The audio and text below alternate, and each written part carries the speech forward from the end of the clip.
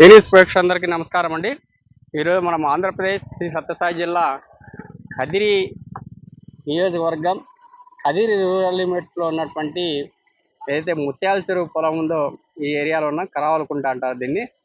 మరి ఇక్కడ మనము ఒకసారి గమనిస్తే చురుగ్గా ఈ యొక్క ఏదైతే బెంగళూరు వెళ్ళేటువంటి రహదారి ఉందో ఈ యొక్క రహదారి అనేటువంటిది జాతీయ రహదారిగా గుర్తింపు ఉంది. మరి నేడు మనం చూస్తున్నాం Kadapa to Bengaluru highway road అనేటువంటిది చాలా చకచక పనులు అనేటువంటివి జరుగుతున్నాయి. మరి గతంలో ఒకసారి మనం గమనిస్తే ఈ ప్రాంతం గుండా మనకి ముఖ్యంగా ఎక్కువ కూడా సిమెంట్ లారీలు కావచ్చు, మరి అదే కాక మన కదిరిలో శ్రీమద్ కాదిరి లక్ష్మీ నరసింహస్వామి వారి యొక్క దేవస్థానము ఉండడము, మరి కదిరి చుట్టుపక్కల ఉన్నటువంటి మండలాలు ఏవైతే గార్లపెంట మండలంలో ప్రపంచ ప్రఖ్యాతిగాంచినటువంటి యోగి వేమన గారి యొక్క జీవ సమాధి, మరి అలాగే ఎన్పి కుంట మండలంలో చూస్తే మనకి చారిత్రాత్మకమైనటువంటిది ఈ ప్రపంచంలో ఎక్కడ లేనటువంటి హిమవం మరిమాను గూటిబయలు అనేటువంటిది గిన్నిస్ వరల్డ్ రికార్డ్ చారిత్రకమైనటువంటి పర్యాటక ప్రదేశం. మరి ఇదే కాక మనం ఒకసారి గమనిస్తే కదిరి నుండి బెంగళూరు నుండి కదిరి రాజంపేట కావచ్చు, మరి అలాగే రాయచోటి కావచ్చు, మరి అలాగే మనకి వివిధ ప్రాంతాలకు కూడా వెళ్ళేకి ఆస్కారం ఉన్నటువంటి ఏరియా. మరి అదే కాక ఇప్పుడు మరి ముఖ్యంగా ఇప్పుడు మనం చూస్తున్నటువంటి ఈ రోడ్డు అనేటువంటిది గత కొంతకాలంగా అంటే ఒక సంవత్సరం నుండి ఈ యొక్క రోడ్డు పనులు అనేటువంటివి ప్రారంభమయ్యాయి.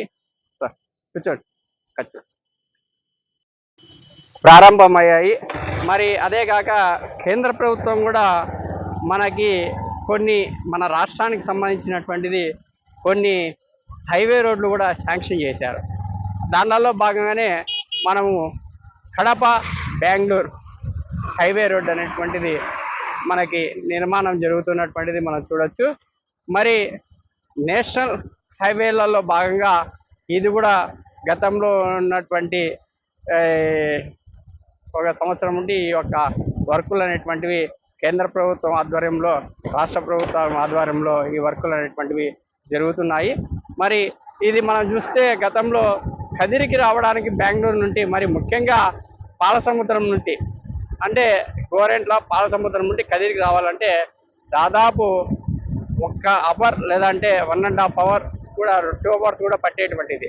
ఎలా అంటే ఈ యొక్క రోడ్డు అనేటువంటిది డబల్ రోడ్డు, అంత గుంతల రోడ్డు, చాలా అధ్వానంగా ఉన్నటువంటి పరిస్థితులు. ఇదంతా గుర్తించినటువంటి కేంద్ర ప్రభుత్వము ఈ యొక్క బెంగళూరు టు కడప ఈ యొక్క హైవే కూడా ప్రతిష్టాత్మకంగా జెట్ పైలట్ ప్రాజెక్టుగా తీసుకొని ఈ యొక్క రోడ్డు అనేటువంటిది కూడా నిర్మాణం చేస్తున్నారు.